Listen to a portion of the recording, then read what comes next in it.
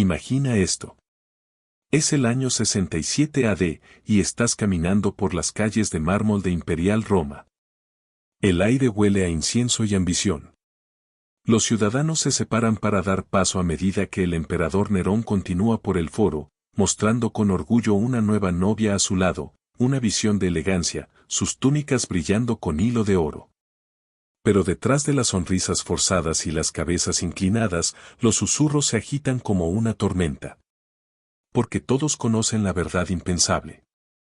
La mujer en el brazo de Nero no nació en absoluto. Una vez fue un niño llamado Sporus. Lo que Nero le hizo no era amor. Fue una dominación retorcida en el ritual, un acto tan cruel, tan calculado, todavía se hace eco como uno de los capítulos más oscuros de abuso que se llevan a cabo bajo la máscara del poder imperial. Antes de sumergirse en estas historias olvidadas de supervivencia y sufrimiento, si disfruta aprender sobre las verdades ocultas de la historia, considere presionar eso como el botón y suscribirse para obtener más contenido como este. Y por favor comente a continuación para informarme de dónde estás escuchando. Me parece increíble que estemos explorando estas historias antiguas juntos de diferentes partes del mundo, conectados a través del tiempo y el espacio por nuestra curiosidad compartida sobre el pasado. Lo que estás a punto de escuchar no es solo otra historia de exceso romano. Es la historia de cómo el poder absoluto puede transformar el amor en la obsesión, el dolor en la locura y un ser humano en una muñeca viva, creada para servir a la fantasía retorcida de un hombre. Es posible que el nombre Sporus no te sea familiar, pero su historia te perseguirá mucho después de que termines de escuchar. Comencemos con el hombre que se convertiría en el arquitecto de esta tragedia. Nero no nació el mal. De hecho, su reinado temprano mostró una promesa notable. Cuando ascendió al trono con solo 16 años, muchos romanos creyeron que estaban presenciando el amanecer de una edad de oro. Redujo impuestos, financió el entretenimiento público e incluso se realizó en producciones teatrales que deleitaban a la gente común. Pero el poder absoluto tiene una forma de corromper incluso las almas más prometedoras. Y a los 65 DC, algo se había roto fundamentalmente dentro de la mente del emperador. Tal vez fue la paranoia constante la que conlleva conocer a todos los que te rodean quieren tu posición. Tal vez fue el aislamiento de ser la única persona en un imperio de 60 millones que nunca podría ser contradicho, nunca ser desafiado, nunca le dijeron que estaban equivocados. O tal vez fue lo que le pasó a la única persona que afirmó amar más que la vida misma. Se llamaba Papaya Sabina, y ella era todo lo que Nero pensaba que quería en una mujer, hermosa más allá de la descripción. Lo suficientemente inteligente como para igualar su propia visión grandiosa de sí mismo y lo suficientemente ambicioso como para compartir sus sueños de gloria eterna. Pero Papie no era solo otra cara bonita en la corte imperial. Ella poseía el tipo de instintos políticos agudos que la convirtieron en un aliado formidable, o un enemigo peligroso. Cuando Nerón vio por primera vez a Popia, ya estaba casado con Octavia, la hija del emperador anterior. Había sido un matrimonio político frío y sin amor. Popia representaba todo lo que Octavia no era. Donde Octavia estaba tranquila y reservada, Popia era vivaz y dominante. Donde Octavia buscó evitar la atención, Popia se deleitó en ser el centro de la mirada de todos. El asunto entre Nero y Poea comenzó como un típico escándalo romano. Pero lo que comenzó como adulterio se convirtió rápidamente en algo mucho más peligroso, obsesión genuina. Nero no solo no fue atraído por la belleza de Pompea.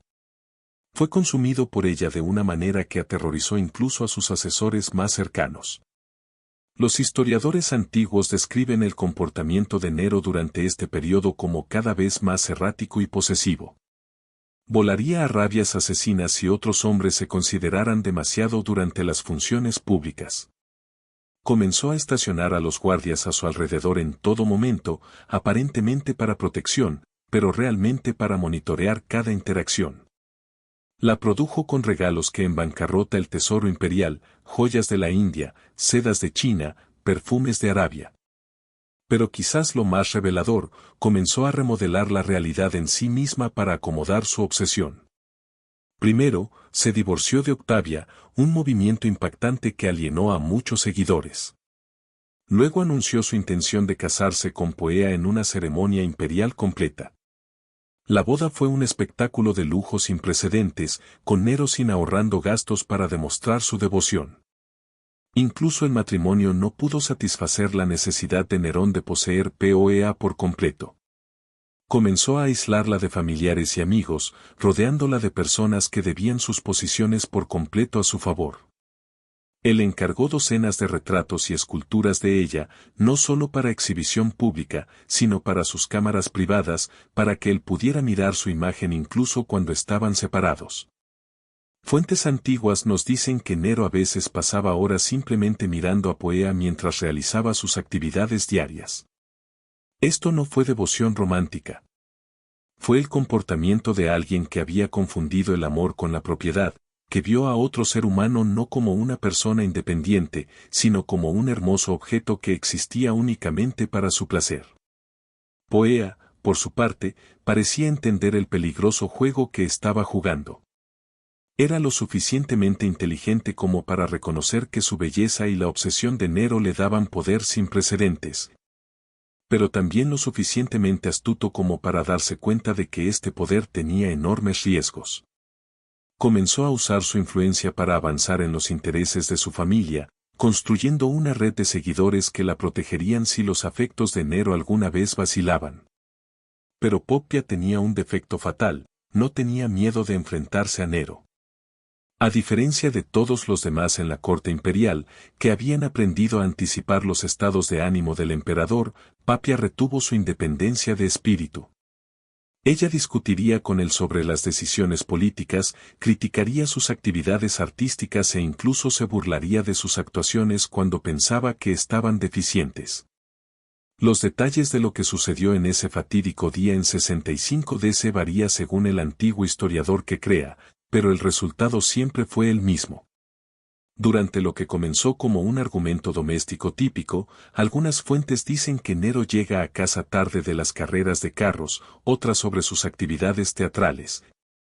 El emperador perdió el control de una manera que lo perseguiría para siempre.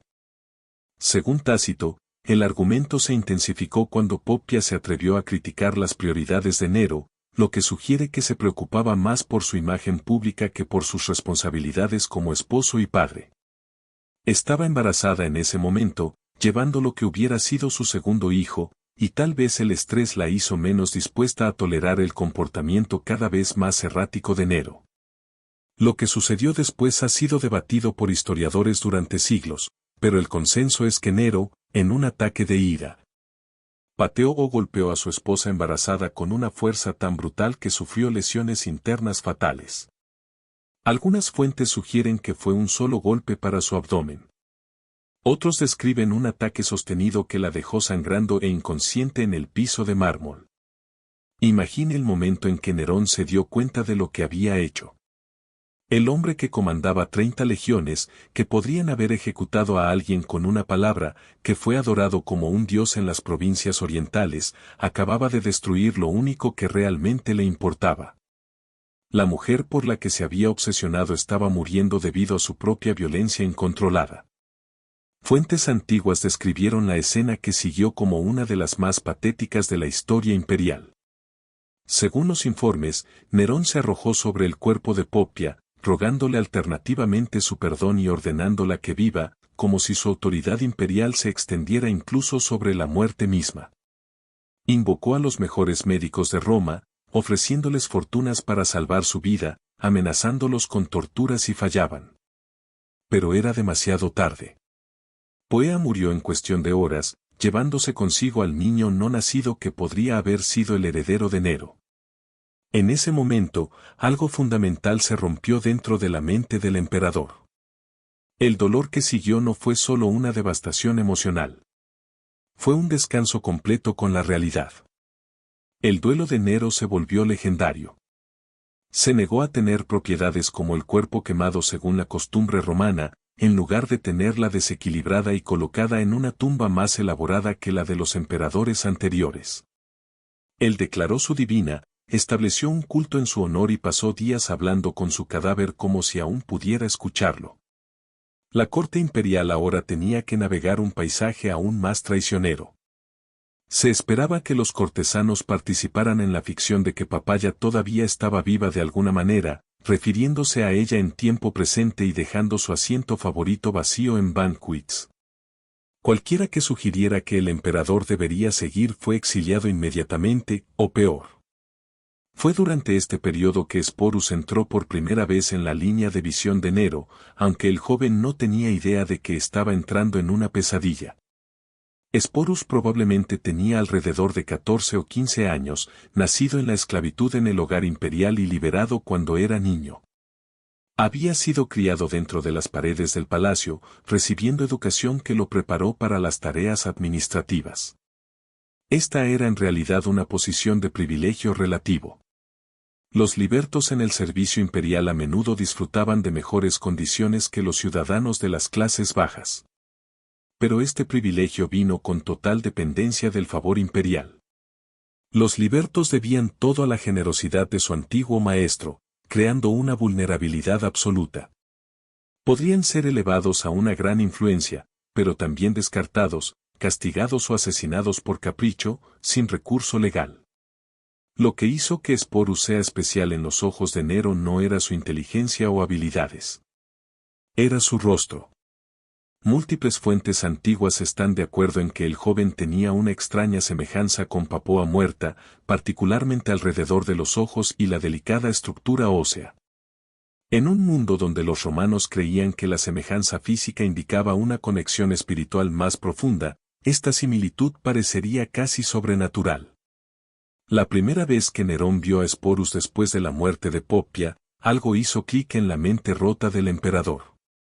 Aquí había una oportunidad para deshacer el irreversible, traer de vuelta lo que había destruido.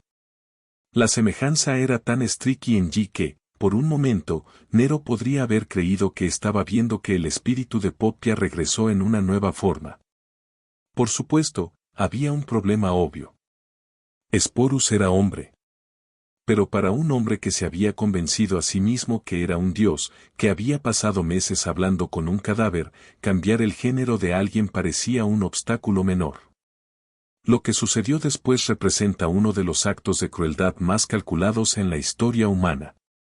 Nero no solo decidió obligar a Boris a vestirse como mujer. Decidió hacer que la transformación permanente.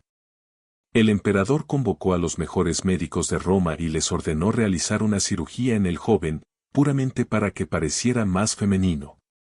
Esto no fue solo mutilación. Fue la destrucción sistemática de la identidad de Sporus como ser humano. El procedimiento fue peligroso, doloroso e irreversible, lo que a menudo resultó en la muerte por infección o pérdida de sangre. Pero incluso si Sporus sobreviviera, se cambiaría para siempre, física, emocional y socialmente. Nunca padre, nunca experimentaría relaciones normales, ni siquiera sería considerada completamente masculina por la sociedad romana. La cirugía tuvo lugar en el Palacio Imperial, en cuartos específicamente preparados para ese propósito. Los procedimientos quirúrgicos antiguos fueron primitivos, dependiendo de instrumentos básicos y anestésicos crudos. El proceso habría sido insoportable y duradero, con un riesgo significativo de muerte. Sporus habría sido retenido por los guardias mientras los médicos se acercaban con sus instrumentos, sabiendo que sus gritos caerían en oídos sordos. Una vez que Sporus se recuperó, un proceso que tomó semanas o meses, Nero anunció algo que sorprendió incluso a los aristócratas romanos hastiados: se iba a casar con el joven en una ceremonia de boda imperial completa. Los preparativos tomaron meses y consumieron enormes recursos. Sporus recibió un nuevo nombre, Sabina, después de la emperatriz Ded, y se mudó a cuartos especiales donde podría estar preparado para su nuevo papel. Las costureras imperiales crearon un armario completo, diseñando vestidos que hallarían su físico modificado y ocultarían las características masculinas restantes. Los maestros joyeros elaboraron adornos específicamente para él, muchas de las gemas que incorporaron una vez pertenecían a la propia Pompea. Estos no eran solo accesorios. Eran vínculos tangibles con la mujer muerta, los recordatorios físicos de la persona que Sporus estaba siendo obligado a reemplazar. Los maquilladores le enseñaron técnicas cosméticas para feminizar sus características. Le mostraron cómo usar el carbón para que sus ojos parezcan más grandes, cómo aplicar rouge para las mejillas rosadas, cómo usar polvos para suavizar los ángulos faciales. Estas lecciones no se trataban solo de apariencia, fueron ejercicios en la eliminación sistemática de su identidad original. Los peluqueros lo instruyeron en técnicas de peinado elaboradas de moda entre las mujeres romanas aristocráticas. Su cabello estaba cortado, rizado y arreglado en patrones complejos, a menudo incorporando adornos caros. El proceso podría llevar horas diarias, requiriendo múltiples sirvientes y herramientas de metal calentado. Pero quizás la mayoría de los daños psicológicamente dañinos fueron lecciones de comportamiento femenino y de portación. A Sporus se les asignó tutores que le enseñaron cómo caminar, sentarse y un gesto de manera apropiadamente elegante. Aprendió a sostener sus manos, colocar sus pies, arreglar su ropa cuando estaba sentada y moverse a través del espacio, transmitiendo la gracia en lugar de la fuerza masculina. Los entrenadores de voz trabajaron con él para modificar sus patrones de habla, enseñándole a hablar en tonos superiores y adoptar gestos lingüísticos asociados con el discurso femenino. Este fue quizás el aspecto más desafiante, ya que los patrones vocales están profundamente arraigados y difíciles de cambiar conscientemente. ¿Te imaginas la tortura psicológica de esta transformación? Todos los días, Sporus se vio obligado a mirar en los espejos, reflejando a un extraño con su rostro. Cada lección de comportamiento femenino le recordó que su identidad se estaba borrando sistemáticamente. Cada pieza de joyería que una vez había adornado a una mujer muerta ahora era un grillete que lo ataba a un papel que nunca eligió. La boda fue programada para la primavera 67 DC, cronometrada para coincidir con festivales religiosos que agregarían peso ceremonial. Nero no ahorró gastos, tratándolo como una boda imperial legítima, digna del mejor emperador de la historia romana. La ceremonia tuvo lugar en el salón del palacio más grande, decorado con flores importadas e iluminada por miles de lámparas de aceite. Los músicos tocaron canciones de boda tradicionales, mientras que los sirvientes ofrecían los mejores vinos y manjares. Para los observadores externos que no sabían la historia completa, podría haber parecido una boda imperial normal. Pero aquellos que sabían entendieron que estaban presenciando algo sin precedentes e inquietante. Aquí estaba el hombre más poderoso del mundo, casarse públicamente con un adolescente modificado quirúrgicamente, vestido como su esposa muerta. La ceremonia incluía todos los rituales romanos tradicionales, intercambiar votos, unir las manos, compartir pan sagrado, firmar documentos legales, haciendo que este sindicato funcione. Los invitados jugaron sus partes con un hábito de actuación realizado LS, ofreciendo felicitaciones y regalos costosos mientras mantiene la alegría adecuada. Pero la atmósfera debe haber estado llena de horror apenas oculto, fascinación y la energía nerviosa que proviene de participar en algo fundamentalmente incorrecto. Después de la boda, Nero trató a Sporus exactamente como lo haría con una emperatriz legítima. El joven recibió su propio personal doméstico, cuartos dentro del complejo del palacio e ingresos del tesoro imperial. Tenía su propia basura para viajar, caballos para conducir y un séquito de seguidores. Pero todo este aparente lujo llegó con un precio terrible, borrado completo de su identidad original y su desempeño constante de un papel psicológicamente devastador. Se esperaba que Sporus acompañara a Nero a las funciones públicas, se sentara a su lado en las cenas estatales y interpretara a la devota esposa en todas las interacciones. No se trataba solo de apariciones. Nero realmente parecía creer que había resucitado con éxito POEA. Llamaría a Sporus con el nombre de su esposa muerta, recordaría los recuerdos compartidos que nunca habían sucedido y esperaría respuestas, manteniendo la elaborada ficción. Para Sporus, cada día se convirtió en un rendimiento de alto riesgo donde el más mínimo error podría significar la muerte. Tenía que recordar no solo cómo mirar y actuar como una mujer, sino también cómo responder como si fuera Poppia. Cuando Nero mencionó los eventos de su matrimonio anterior, Sporus tuvo que reaccionar como si los recordara personalmente. Las fuentes antiguas describen que Sporus se vuelve cada vez más hábil en este engaño, desarrollando una capacidad casi sobrenatural para anticipar los estados de ánimo de Nerón y responder adecuadamente. Pero también señalan que se volvió más retraído y melancólico a medida que pasaba el tiempo, aunque continuó desempeñando su papel asignado perfectamente en público. La tensión psicológica es casi imposible de imaginar. Todas las mañanas, Sporus se despertaba en habitaciones decoradas para recordarle a una mujer muerta que nunca había conocido. Cada reflejo del espejo no se parecía a su apariencia original. Cada conversación requería fingir ser otra persona, tener recuerdos y experiencias que no fueron suyas.